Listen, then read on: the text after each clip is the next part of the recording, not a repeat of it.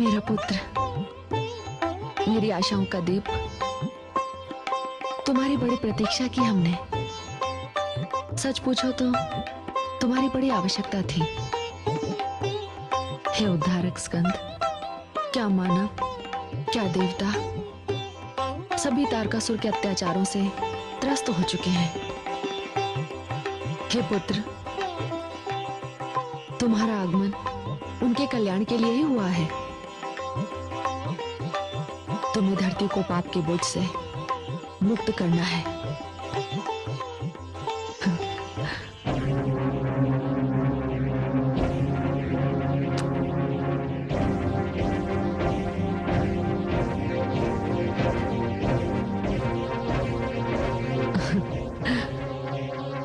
पुत्री पार्वती।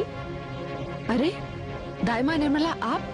हाँ पुत्री, तेरा जन्म भी मेरे हाथों हुआ था और इस बालक का जन्म भी मेरे हाथों हुआ है। इस सुंदर बालक को तू मुझे दे दे और तू विश्राम कर। नहीं दाइमा, विश्राम किस बात का? पुत्री, जच्चा प्रसूति गृह से 6 दिन बाहर नहीं जा सकती। जब तुम्हारे लाल की छठी होगी तब तुम बाहर चली जाना।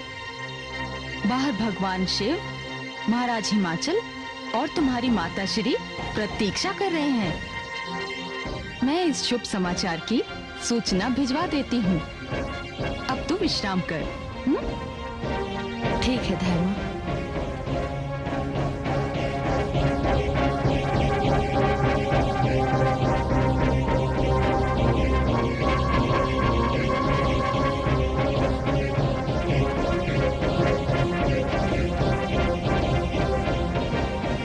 तेरी हार हुई, मैं जीत गया मेरे काल।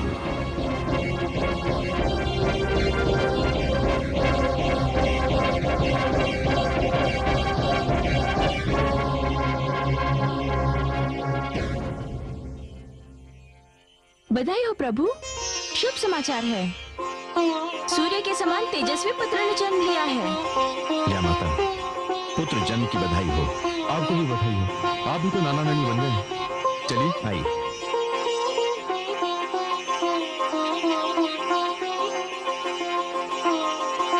पुत्री, पुत्री,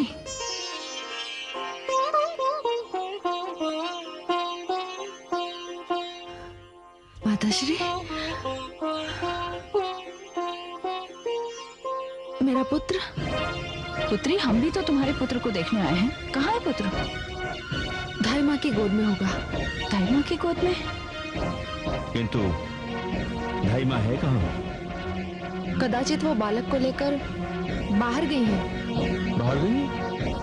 अभी तो हम बाहर से भीतर आ रहे हैं और बाहर जाने का केवल एक ही मार्ग है। तो फिर धाई माँ गई कहाँ?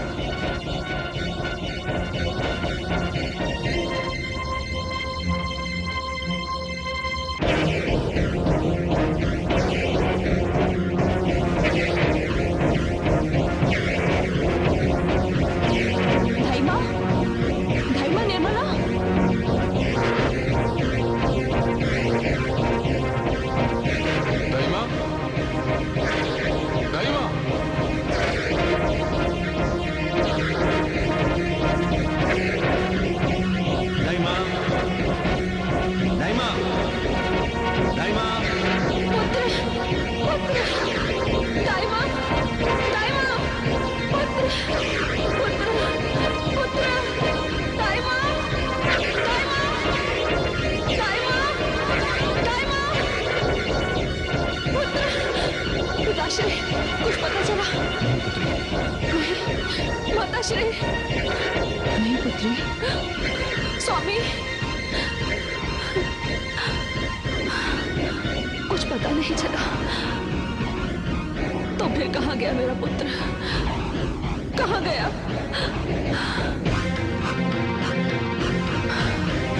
तारकासुर, तारकासुर।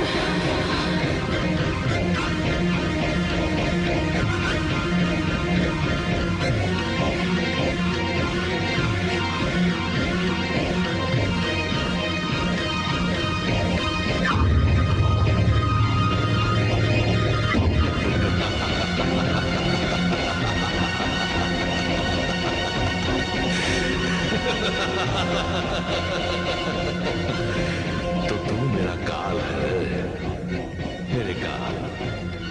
तुझे तो 7 मास के पश्चात मुझे मारने का वरदान मिला है। बस ब्रह्मा जी ने यही एक चूक कर दी। भाग्य विधाता ये भूल गया कि यदि तारकासुर जन्म लेते ही अपने काल को मार देगा तो क्या होगा। हे ब्रह्मा, हे आदि प्रजापति, मैंने तेरे वरदान को असत्य सिद्ध कर दिया है। आज मैं अपनी मृत्यु पर विजय पाने जा रहा हूं। इस बालक का अंत करने के पश्चात मैं अमर हो जाऊंगा। अमर। हे ब्रह्मा।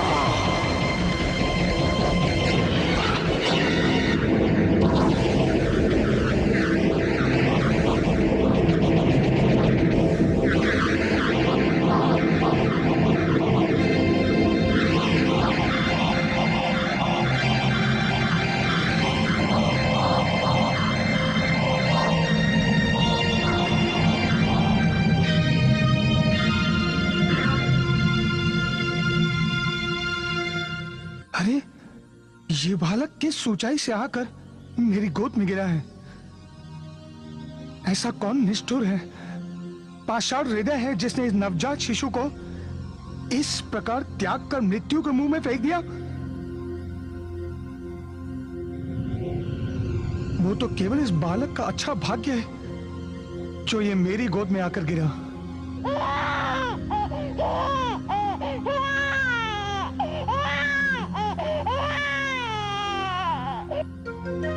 हे आकाश, हे पृथ्वी, हे 10 दिशाओं, तुम साक्षी हो। वो मायावी असुर तारकासुर मेरे पुत्र का अपहरण करके ले गया। यदि शीघ्र मेरा पुत्र मुझे वापस नहीं मिला तो मैं सारे संसार को अपनी क्रोधाग्नि में जलाकर भस्म कर दूंगी। शांत हो जाइए महादेवी, शांत हो जाइए। शांत महादेवी, शांत। कैसे शांत हो जाऊं स्वामी? जिस माता की गोद से उसका पुत्र छिन जाए वो शांत कैसे हो सकती है? मेरे पुत्र के साथ कुछ भी अनुचित हो सकता है। नहीं महादेवी, पार्वती के पुत्र के साथ कोई अनिष्ट नहीं कर सकता। इतना साहस तो किसी में भी नहीं है। नहीं स्वामी, मुझे मेरा पुत्र चाहिए, नहीं तो आज मैं किसी की नहीं सुनूंगी।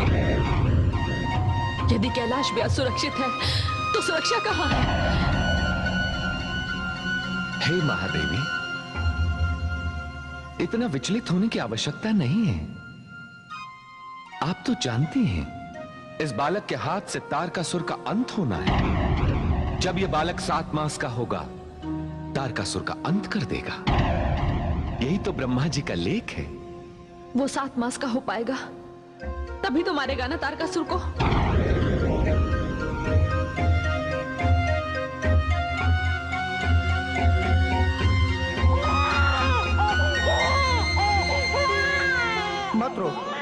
मत रो देख बालक, मैं अग्निदेव हूँ।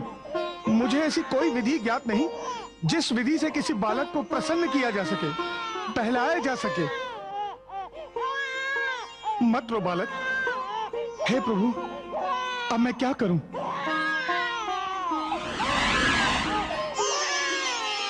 अग्निदेव, आपकी गोद में ये बालक? देवी गंगा, आप बड़े उचित अवसर पर यहाँ आई हैं। न जाने ये बालक कौन है, किसका है। लगता है किसी ने इसकी हत्या करने के लिए उस ऊंचाई से नीचे फेंक दिया और ये भाग्यवश मेरी गोद में आ गिरा। लाइए, इसे मुझे दीजिए। इस समय ये भूखा है। देवी, सच पूछे तो मैं देवराज इंद्र की आज्ञा अनुसार कैलाश के आसपास इसलिए भ्रमण कर रहा था कि तारकासुर को उत्पात न खड़ा कर दे।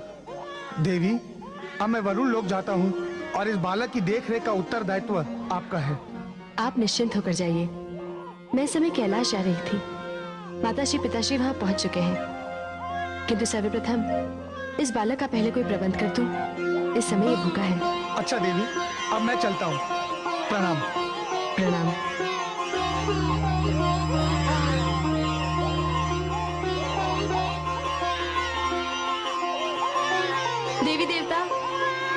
यक्ष गंधर्व ऋषि मुनि या मानव जो भी मेरी पुकार सुन रहा हो, कोई भी माता हो, इस समय आके मेरी सहायता करे। ये बालक इस समय भूखा है, इसे माता के दूध की आवश्यकता है। मेरी पुकार सुनो, ये गंगा की पुकार है। देवी गंगा, आपने हमें बुलाया? हम कृतिकाएं हैं। हम सप्त ऋषियों में से 6 ऋषियों की पत्नियां हैं। मैंने इस नवजात शिशु के लिए ही आपका स्मरण किया है। इस समय ये बालक भूखा है। आप में से कोई भी इसे अपना दूध पिलाकर इस बच्चे को जीवन दान दे सकती है। लाइए, मुझे दीजिए।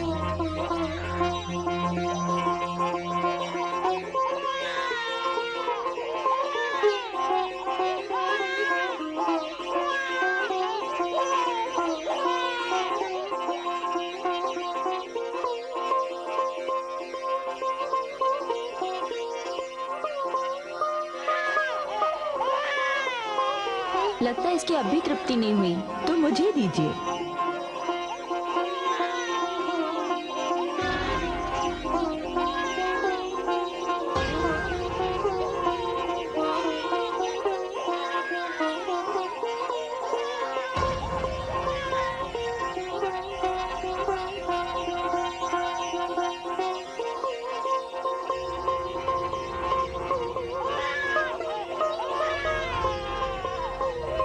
मुझे लगता है इसकी अब भी तृप्ति नहीं हुई है। देवी, आप? जी।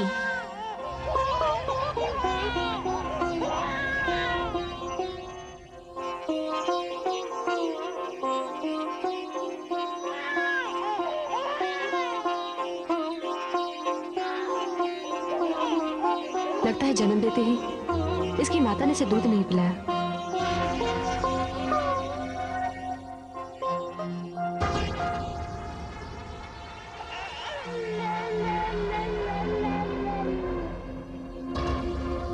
लीजिए देवी, बालक शांत हो गया। आप 6 देवियां धन्य हैं। किंतु इस बालक का नाम क्या है? आप 6 कृतिकाएं हैं। आपने प्रथम बार इस बालक को अपना दूध पिलाया है, इसलिए अब मैं इसका नाम कार्तिकेय रखती हूँ। कार्तिकेय? हाँ, कुमार कार्तिकेय।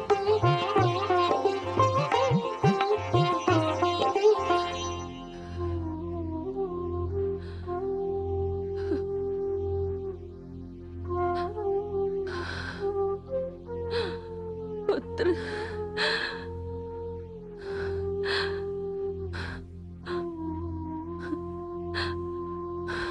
पुत्र,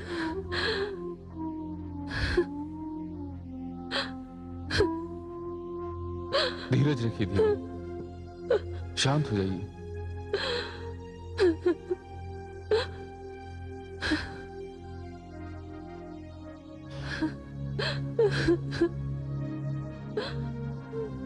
पुत्री पार्वती,